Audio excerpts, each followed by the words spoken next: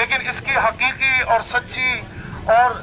وجہ جو ہے وہ اصل میں کیا ہو سکتی ہے؟ وہ وجہ جو ہمارے سامنے ہے اور ہم اس کو اچھی طرح جانتے ہیں، وہ صرف اور صرف یہی ہے کہ ہم نے اللہ تعالیٰ کے نظام کو چھوڑ کر غیر اللہ کے نظاموں کی طرف جو ہے اپنے ہاتھ بڑھائے اور اپنے ملکوں کے اندر ان نظاموں کو رائج کرنے کے اندر اپنی تمام توانائیاں صرف کی۔ یہ وہی نظام ہے کہ جس نظام نے آج مسلمانوں کے گلوں تک جو ہے ان کے ہاتھ پہنچ چکے ہیں۔ آج مسلمانوں کو شہید کیا جاتا ہے، مسلمانوں کے ممالک کے اندر جو ہے اپنا بمبارڈمنٹ کی جاتی ہے، ان کو نقصان پہنچایا جاتا ہے، ان کے جوانوں کو مارا جاتا ہے۔ بالکل وہ مثال کہ جو بنی اسرائیل کے معاملے میں اللہ تعالیٰ بیان فرماتے ہیں سورہ بقرہ میں، یذبحون ابناءکم ویستحیون نساءکم، وہ تمہارے بیٹوں کو ذبح کرتے تھے اور تمہاری بیٹیوں کو، تمہاری عورتوں کو جو ہے زندہ رکھتے تھے، ان کو جو ہے یرغمال بنا لیا کرتے تھے۔ آج مسلمانوں کی حالت زار جو ہے وہ بعین ہی یہی ہے۔ کبھی ہمارے ملک کے کسی حصے میں ڈرون حملے ہوتے ہیں، کبھی کراچی سے کوئی عافیہ صدیقی اٹھا کر لے جائی جاتی ہے، کبھی نوجوانوں کے کسی گروہ کو جو ہے وہ اغوا کر لیا جاتا ہے۔ یہ ساری کی ساری صورتحال جو ہے یہ ہمارے ساتھ کیوں ہے؟ رحمتیں ہیں تیری اغیار کے کاشانوں پر، برق گرتی ہے تو بیچارے مسلمانوں پر، لیکن یہ بیچارگی کی جو حالت ہے اس کو ختم کرنے کا نسخہ بھی اللہ تعالیٰ نے قرآن کریم کے اندر بیان فرمایا ہے۔ اللہ تعالیٰ فرماتے ہیں قرآن میں، ان تنصر اللہ ینصرکم، اگر تم اللہ کی مدد کرو گے تو اللہ بھی تمہاری مدد کرے گا۔ لیکن آج جو صورتحال ہے مجموعی طور پر وہ ہمارے سامنے ہے کہ دنیا کی ساری طاقتیں جو ہے مسلمانوں کے خلاف متحد ہو چکی ہیں۔ مسلمانوں کے ملکوں کے اندر آ کر جھوٹے بہانوں سے حملے کیے جاتے ہیں، کبھی جو ہے ماس ڈسٹرکشن کے نام کے اوپر جو ہے حملہ کیا جاتا ہے، کبھی جو ہے اپنا بڑے بڑے دھوکے دے کر جو ہے مسلمانوں کے ملکوں کے اوپر حملہ کیا جاتا ہے، کبھی جو ہے نیٹو کی شکل کے اندر ان کے اوپر مسلط ہوا جاتا ہے، اور پھر اللہ ماشاءاللہ مسلمان حکومتیں جو ہے وہ ان کا بھرپور ساتھ دیتی ہیں۔ ہماری اپنی حکومت جو ہے ان لوگوں کے ساتھ پورا تعاون کرتی ہے۔ اللہ تعالیٰ قرآن کریم میں فرماتے ہیں، لا تتخذوا اليہود والنصارى اولیاء، یہود و نصارہ کو اپنا دوست نہ بناؤ، بلکہ یہ کیا ہے، یہ آپس میں ایک دوسرے کے دوست ہیں، یہ تمہارے کبھی بھی دوست نہیں ہو سکتے حتیٰ کہ تم ان کی ملت کے اندر شامل نہ ہو جاؤ، جب تک کہ ان کے دین کو تم قبول نہ کر لو، یہ کبھی بھی تمہارے دوست نہیں ہو سکتے۔ یہ بہت بڑے دھوکے کے اندر ہم آج مبتلا ہیں کہ یہ ہمارے ساتھی ہیں۔ اگر اتنے ہی عزیز ہمارے ساتھی ہوتے تو آج پاکستان کے جو مسائل ہیں وہ پاکستان کے مسائل اس حد تک پہنچ چکے ہوتے کہ نہ آٹا جو ہے وہ وقت کے اوپر مل سکتا ہے، نہ بجلی ہے، لوگ اپنے پیسے خرچ کرنے کو تیار ہیں، لیکن وہ دوست جو ہے ہم سے کیا کہتے ہیں ہمارے حکمرانوں سے کہ اس قوم کا مزید گلا دباؤ اور ان کو مارو اور ان کو جو ہے بے عزت کرو، تاکہ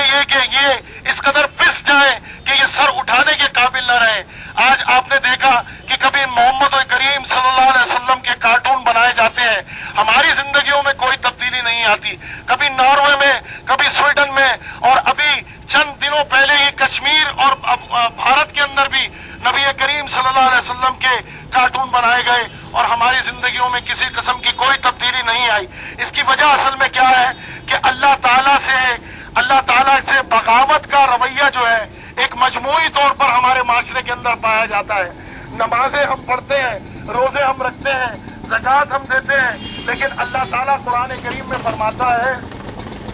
کہ تم دین کے ایک حصے کے اوپر عمل کرتے ہو، افتؤمنون ببعض الکتاب وتکفرون ببعض،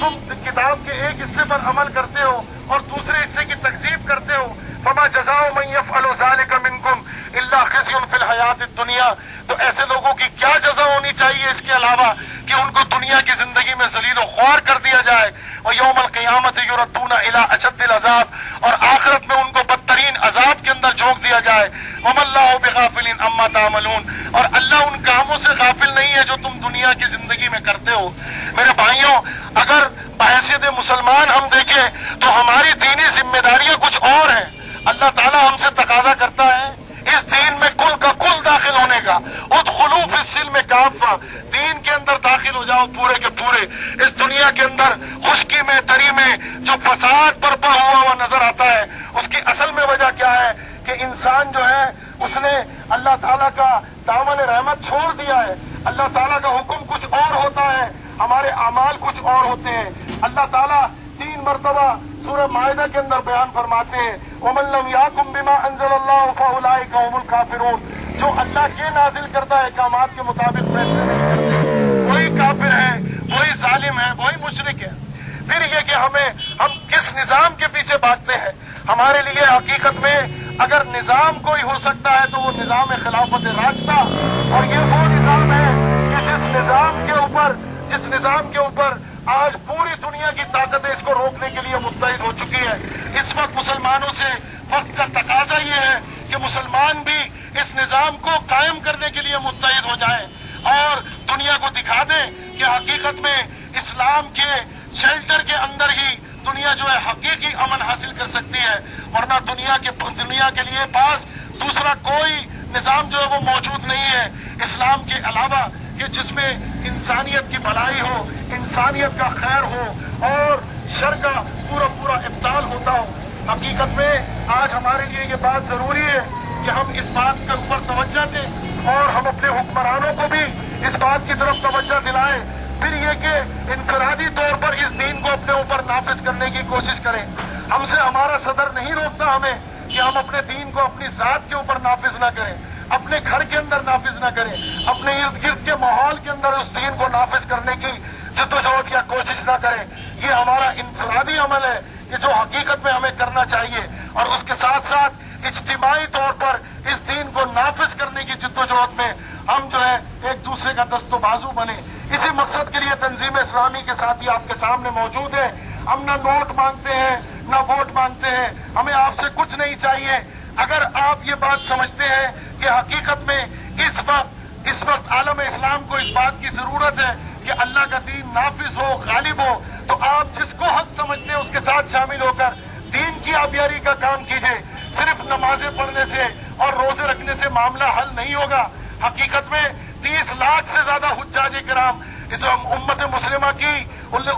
मुस्लिमा की कामयाबी की दुआएं करते हैं, लेकिन आप ये देखते हैं कि नबी करीम सल्लल्लाहु अलैहि वसल्लम ने जंग ओहद में अपना खून बहाया, जंग बद्र में अपना खून बहाया, ताइफ की गलियों में अपना खून बहाया, लेकिन क्या है कि ये दीन गालिब नहीं होगा, नाफिज नहीं होगा उस वक्त तक जब तक कि अल्लाह के नबी सल्लल्लाहु अलैहि वसल्लम की हकीकी सुन्नत के ऊपर अमल करना हम शुरू न कर दें। और यही वो दावत है कि जो कुरान करीम के अंदर बार बार अल्लाह ताला बयान फरमाते हैं, यही वो दावत है कि जो सुन्नत के अंदर हमें अल्लाह के नबी सल्लल्लाहु अलैहि वसल्लम की नजर आती है। फिर आज पाकिस्तान के अंदर जो हालात है मजमूई तौर पर, वो हालात भी इस बात की खमाज है कि अब तब्दीली का वक्त करीब आ चुका है। हमारे अपने हुक्मरान ही हमारे अपने ही मुसलमानों के गले घोटते हैं। कभी ड्रोन हमले बालाकंड के अंदर होते हैं, कभी समाज के अंदर होते हैं, कभी कराची में और कभी पंजाब के अंदर तालिबान के नाम के ऊपर जो है वो हमले करने की धमकी दी जाती है।